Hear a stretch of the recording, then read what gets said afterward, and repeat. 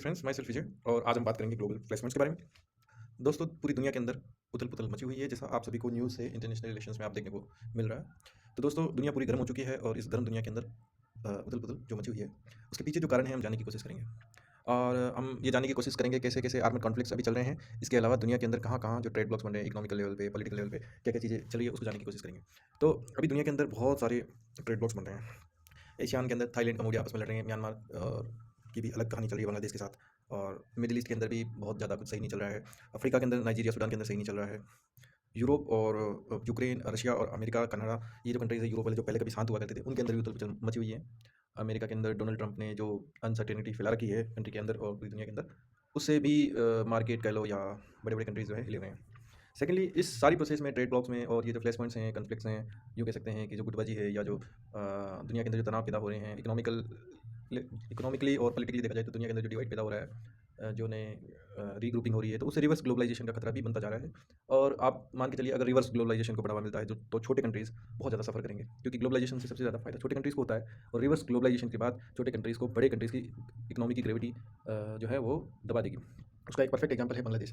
बांग्लादेश के अंदर शेख हसीना जब तक रूल कर रही थी, अच्छा खासा डेवलप कर रहा था, इकोनॉमिकली बूस्ट कर रहा था। जैसे ही उसका जो अभी जो श्रीलंका, पाकिस्तान और बांग्लादेश और ये जो जेएनजी प्रोटेस्ट है, उसके बाद उन कंट्रीज़ की जेएनजी प्रोटेस्ट कुछ नहीं था। बड़े कंट्रीज़ की जो इकोनॉमी, जैसे चाइना, इंडिया, रशिया, अमेरिका और ये जो बड़ी कंट्रीज़ है, जर्मनी, जापान वगैरह, इनकी जो इकोनॉमिक का जो पुल है, इस रिवर्स ग्लोबलाइजेशन का ही इम्पैक्ट है जेएनजी प्रोटेस्ट। हाँ, इसको आप ये कह सकते हैं सीआईए का जो रिजाइन चेंज है वगैरह, जो स्ट्रेटेजिकली जो एनालिसिस है या क्रिटिकली एनालिसिस जो आप डिफेंस चैनल्स पे देखते हैं, वो अपनी जगह है, लेकिन इसका जो इकोनॉमिक एस्पेक्ट है वो रिवर्स ग्लोबलाइजेशन है। तो रिवर्स ग्लोबलाइजेशन में छोटे कंट्रीज खत्म हो जाते हैं, क्योंकि वो छोटे कंट्रीज के पास इतनी कैपेसिटी नहीं है कि वो सब कुछ अपनी कंट्रीज की जो सारी रिक्वायरमेंट्स है पूरी कर सकते हो। बांग्लादेश लेबर सरप्लस है, तो उसके पास इलेक्ट्रिसिटी नहीं है। और म्यांमार के अंदर पॉलिटिकल स्टेबिलिटी नहीं है।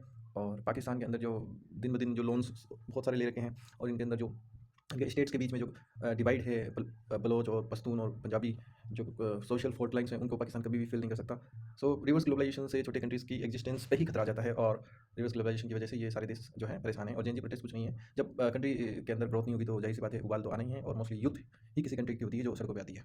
सेकेंडली, आप देखेंगे कि एक ट्रेड वॉर जो है वो रूट पे भी बहुत ज़्यादा डिपेंडेंट रहता है। ओल्ड टाइम्स में या अपन एनिशिएंट टाइम में कहीं भी देख लें, रूट्स बहुत मैटर करते हैं। रिसेंटली रूट्स की ही लड़ाई चली है। चाइना का बेल्ट एंड रोड इनिशिएटिव, जो ओल्ड सिल्क रूट का रिवाइवल जो वो करना चाह रहा था, वहीं से ही दुनिया के अंदर ये कन्फ्लिक्ट्स होने की शुरुआत हो चुकी थी। इंडिया और चाइना के बीच में 30-40 ईयर्स के बाद जो डोकलाम स्टैंड अप हुआ, या रिसेंट 10-12 ईयर से जो बहुत ज़्यादा टेंस सिचुएशन, उसका मेन कारण उसका बेल्ट एंड रोड इनिशिएटिव है, जो पीओके से गुजरता है।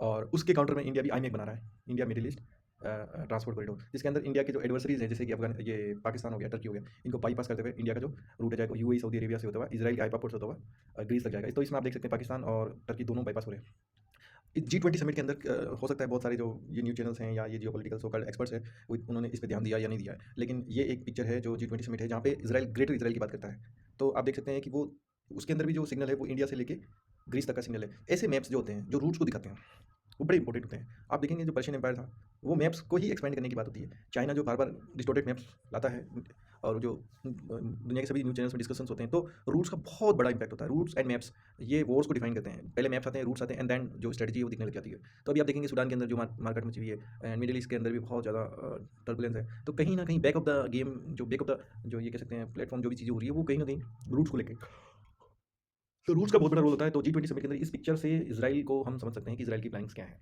सेकंडली, आप देखेंगे कि ये न्यू मिडल ईस्ट, तो इज़राइल का ग्रेटर इज़राइल वाला जो प्लान है, आप देख लीजिए सूडान, सूडान की हालत देख लीजिए क्या हो रहा है। Saudi Arabia, Jordan, UAE mostly desert है, तो सूडान हाईली पॉपुलेटेड एरिया में सिविल वॉर छिड़ गया है, और आप देख सकते हैं बहुत सारे लोग मारे जा रहे हैं। यानी कि पॉपुलेशन को कम किया जा रहा है। जो एक्जिस्टिंग पॉपुलेशन है, अफ्रीकन के लिए या अरबी के लिए, अजमी अरबी की लड़ाई जो चल रही है, वो सरफेस पे है। डीप डाउन जो उसके पीछे का जो वॉर गेम है, वो यही है, ये मैप है।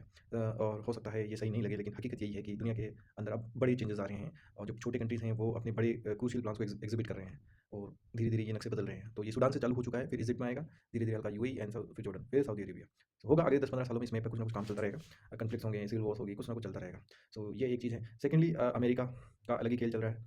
चाइना और इधर ये जो मैंने दिखाया, ये आप देख रहे हैं गन गन के साथ जो अमेरिका की टोपी।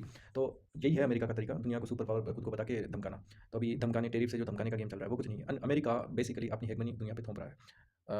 जब दिया बुझता है तो उससे पहले बहुत तेज़ लो जलती है, वही अमेरिका के साथ हो रहा है। अमेरिका का डॉलर जो है बिल्कुल वीक हो गया है, और इस कमज़ोर डॉलर के चक्कर में, क्योंकि पहले जो डॉलर था वो गोल्ड बैक्ड था। जब लेमन ब्रदर्स बैंक डूबी थी 2007 में, उसके बाद में कुछ अमेरिका ने डॉलर्स प्रिंट करने ज़्यादा कर दिए, और धीरे-धीरे वहाँ से अमेरिका का कमज़ोर होना चालू हो गया। तो अमेरिका ये जो गन दिखा रहा है, वो टैरिफ का जो दम दिखा रहा है, वो और कुछ नहीं है, वो अमेरिका की हेगमनी है। और इसके सूर्यास्त का समय हो चुका है। अब सूर्योदय किसका होगा ये तो पता नहीं, लेकिन अमेरिका का सूर्यास्त चल रहा है अभी, संध्या काल आ चुका है। नाउ ये एक अलग लड़ाई इसकी भी चल रही है, रेयर मिनरल्स की तो बात चली रही है, लेकिन ये जो ड्रग कॉरिडोर्स हैं, गोल्डन ट्रायंगल एंड गोल्डन काशंज, तो ये अफगानिस्तान, ईरान, पाकिस्तान, ये एक ओपियम ट्रेड या ड्रग ट्रेड का एक ट्रायंगल है। और एक ये आपके म्यांमार, थाईलैंड और लाओस, ये वियतनाम, ये दो इंडिया के दोनों बाजू जो है, ये इधर इधर दोनों साइड ड्रग्स के। तो ये भी एरिया कभी शांत नहीं रहते हैं, ड्रग जहाँ रहेगा वहाँ पे क्राइम बढ़ेंगे, वहाँ पे कभी शांति नहीं होगी। सोमालिया ले लीजिए आप, या फिर पाकिस्तान, अफगानिस्तान ले लीजिए, म्यांमार ले लीजिए, यहाँ कभी ड्रग कभी भी स्टेबिलिटी नहीं आने देता किसी कंट्री में। और इन तीनों कंट्रीज के अंदर ये चल रहा है। अभी इंडिया के अंदर भी ड्रग्स को लेकर वैसे स्ट्रिक्ट लॉज पार्लियामेंट में पास हुए हैं, लेकिन इंडिया के अंदर भी जो ड्रग यूथ के अंदर फैला जा रहा है, उसका कारण ये है कि जब पॉलिटिकली, इकोनॉमिकली और किसी भी कल्चरली या रिलीजियसली जब किसी कंट्री को कोई बाहरी ताकत कमजोर नहीं कर पाती, तो वो लंबे समय तक धीरे धीरे वहाँ पे ड्रग इंजेक्ट करती है, उस कंट्री के अंदर ड्रग कल्चर पैदा करती है। तो इंडिया स्लोली ड्रग कल्चर में जा रहा है। आप देख सकते हैं हरियाणा, राजस्थान, गुजरात और ये जम्मू और हिमाचल, इस रीजन को ये टारगेट कर रहे हैं ड्रग से। महाराष्ट्र, बिहार में तो इतना नहीं है, महाराष्ट्र में, लेकिन गुजरात, हरियाणा, राजस्थान, इसको ये टारगेट कर रहे हैं ड्रग से, ताकि देश को कमजोर किया जा सके। तो ये ड्रग ट्रायंगल्स कंट्रीज को डिस्टेबलाइज कर देते हैं। जैसे लकड़ी को दीमक खा जाती है, वैसे ड्रग खा जाता है, बड़े बड़े देशों को खा जाता है। अभी चाइना और अमेरिका का जो भी डिस्प्यूट चल रहा है, वो भी एक आर्टिफिशियल ड्रग है चाइना का, उसके कारण चल रहा है। तो अमेरिका को भी लाचार कर दिया चाइना के आगे। जो सिंथेटिक ड्रग है चाइना का, वो अमेरिका में बुरी तरीके से फैल गया, जॉम्बीज बना दिया वहाँ के लोगों को।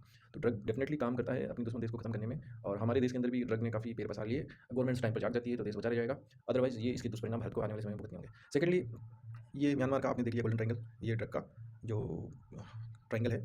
तो इसके अलावा ये आप देखेंगे थाईलैंड और कंबोडिया का जो कॉन्फ्लिक्ट था।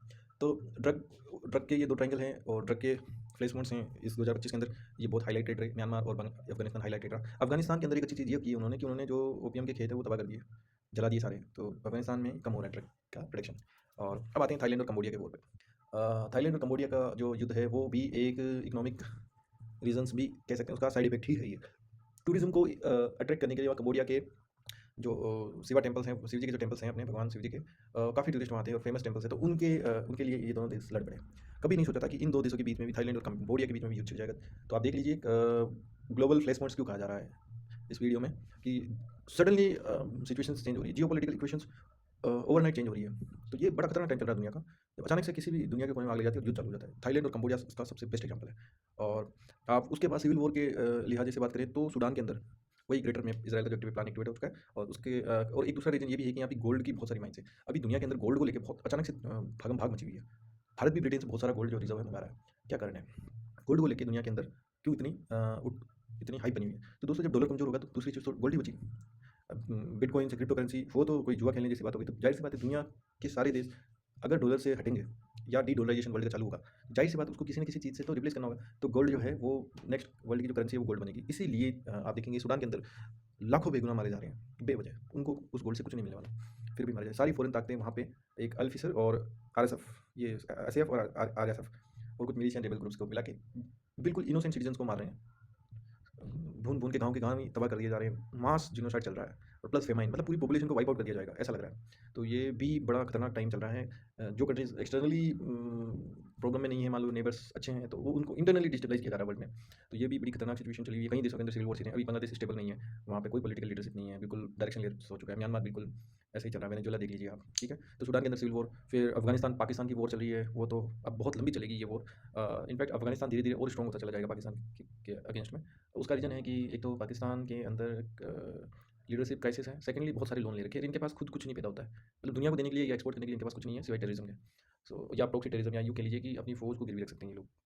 सो पाकिस्तान के अंदर जो पॉपुलेशन है और जो पॉलिटिकल लीडरशिप है और जो आर्मी की लीडरशिप है, उनके बीच में कोई भी इक्वेशन नहीं है। तीनों अलग दिशा में भाग रहे हैं। उधर अफगानिस्तान के अंदर टोटल कंट्रोल है तालिबान का, और तालिबान का मकसद क्लियर है, इस दुरंत लाइन को जो पाकिस्तान और अफगानिस्तान के बीच में है उसको मिटाना, और जो पाकिस्तान का एरिया है वो कैप्चर करना, और वो कर भी लेगा।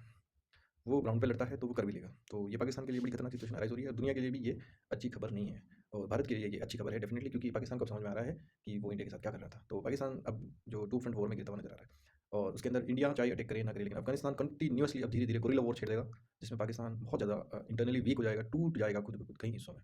सो एक प्लेसमेंट ये है। इसके अलावा नाइजीरिया के अंदर भी जिनोसाइड चल रहा है। ये जो Sudan, Nigeria, Thailand, Cambodia, Afghanistan, Pakistan, ये सारी जो दुनिया के अंदर वॉर चल रही है, मैंने यूक्रेन और रशिया की बात नहीं की है, मैंने अर्मेनिया और अज़रबैजान की बात नहीं की है। क्यों? अर्मेनिया और अज़रबैजान के अंदर कोई भी जो वॉर हो रही है, वो उसके बीच इकोनॉमिक बैकिंग नहीं है, ना ही यूक्रेन और रशिया के बीच में। वहाँ पे जो वॉर चल रही है वो अलग बेसिस पे चल रही है। ये जो वॉर मैं डिस्कस कर रहा हूँ स्पेसिफिकली, उनके कुछ इकोनॉमिक या पॉलिटिकल रीजन्स हैं। रशिया और यूक्रेन की जो वॉर है उसकी स्ट्रेटेजिक रीजन्स हैं। अर्मेनिया, अज़रबैजान रिलीजियस रीजन्स की वजह से आपस में लड़ रहे हैं। बट यहाँ पे जो वॉर चल रही है वो नई इक्वेशंस के फॉर्मेशंस का एक हिस्सा है। सो ये उसके अलावा एक नई चीज़ ये भी हो रही है दुनिया के अंदर, जो जापान है वो राइज़ कर रहा है। तो ओल्ड समुराई जो है वो राइज़ कर रहा है, जापान राइज़ कर रहा है सीक्रेटली 2015 से, जब से बराक ओबामा ने इनके ऊपर से मिलिट्री का जो बैन है वो हटाया है। मतलब कि जब ओबामा जा रहे थे तो जाते-जाते बराक ओबामा ने दुनिया के लिए एक या एशिया के लिए एक बहुत अच्छा काम कर दिया। वो काम ये किया कि उन्होंने जापान के अंदर जो मिलिट्री का बैन लगा हुआ था सेकंड वर्ल्ड वॉर के बाद, जर्मनी इटली से तो हटा लिया था लेकिन जापान से नहीं हटा था, और जापान को मिलिट्री डेवलपमेंट के लिए जो बैन था वो हटा दिया। तो उसके बाद से इन्होंने रिसर्च वर्ल्ड वॉर 2 के बाद से कंटिन्यूअसली रखी थी, बट कुछ बनाया नहीं था बैन की वजह से। तो अमेरिका ने सोचा अब इसको कम से कम 20-30 साल लगेंगे डेवलप होने में।